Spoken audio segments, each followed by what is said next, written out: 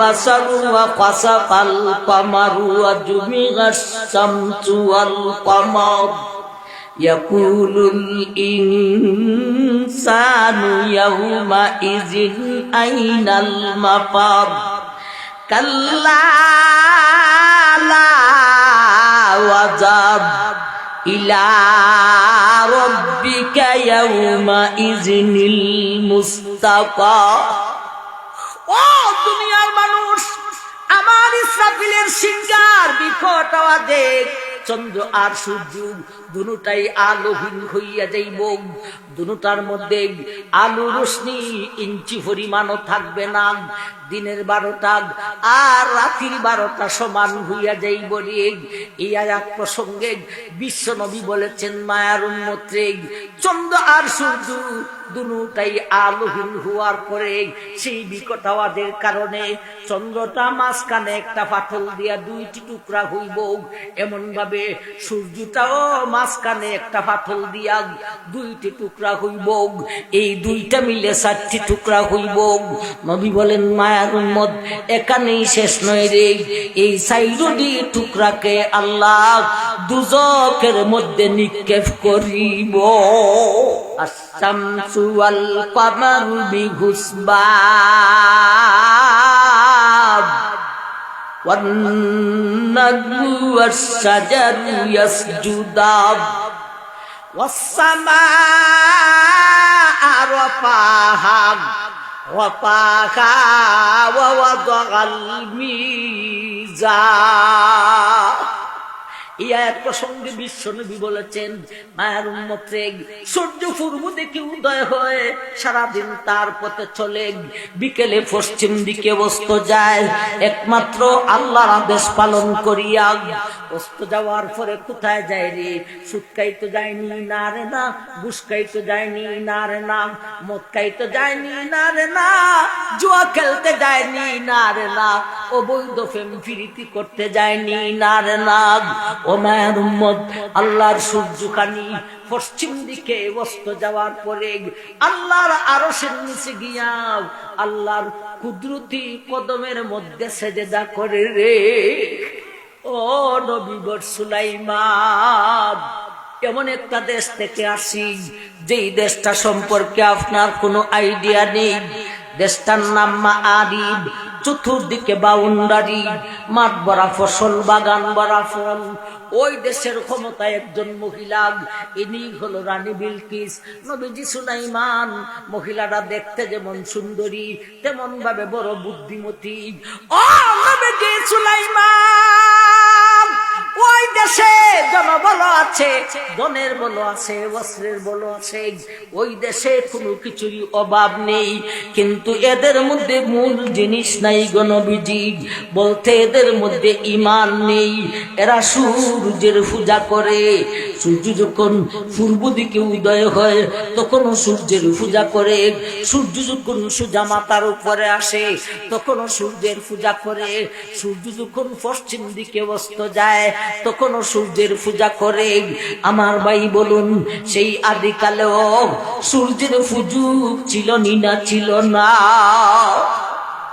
আলহামদুলিল্লাহ নাহমাদুহু ওয়া নাস্তাগীনুহু ওয়া নাস্তাগফিরুহু ওয়া নু'মিনু বিহি ওয়া নাতাওয়াক্কালু আলাইহি ওয়া নাউযু বিল্লাহি মিন শুরুরি আনফুসিনা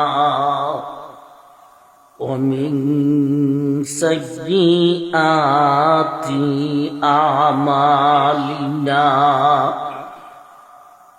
মান ইয়াহদিহিল্লাহু ফালা মুদিল্লা লাহু ওয়া মান ইউদ্লিলহু ফালা হাদিয়া লাহু। ওয়া নাশহাদু আল্লা ইলাহা ইল্লাল্লাহু ওয়াহদাহু লা শারীকা লাহু ونشهد أن سيدنا وشفيعنا ونبينا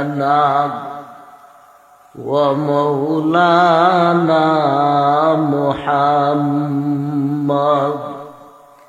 محمدا عبده ورسوله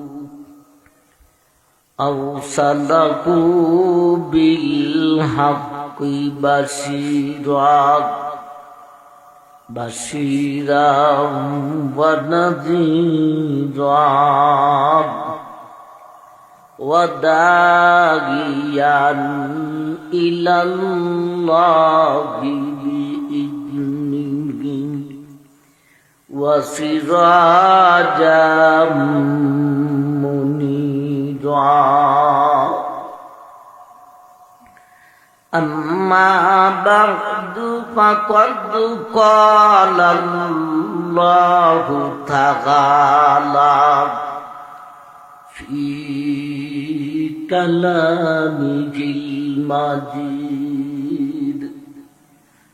وفرقانه الحميد فأعوذ بالله من الشيطان الرجيم بسم الله الرحمن الرحيم القارعة ما القارعة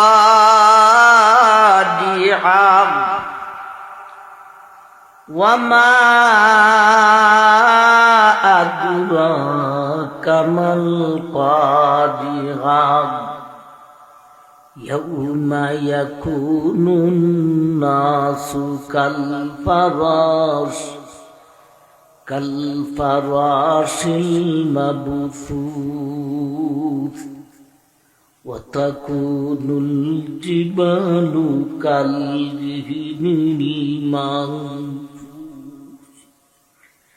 فأما من ثقلت موازينه فهو في عيشة راضية وأما من خفت موازينه فأمه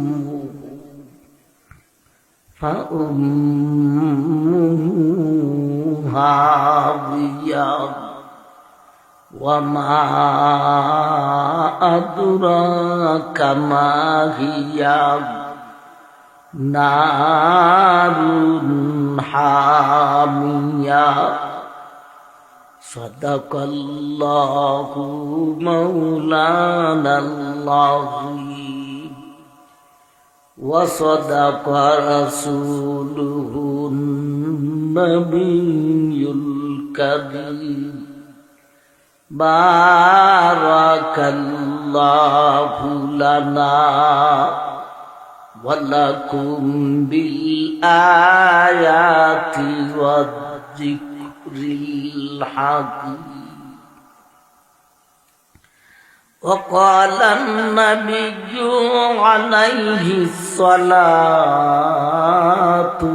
والسلام كيف أنعم وصاحب السور قد التقمه وأصغى سمعه وهنى جبهته ينتظر متى يأمر بالنار قالوا ماذا تعملنا يا رسول الله قال قولوا حسبنا الله أو كما قال عليه الصلاة والسلام صلى الله على سيدنا ومولانا محمد وعلى آله وأصحابه وسلم صلى الله على سيدنا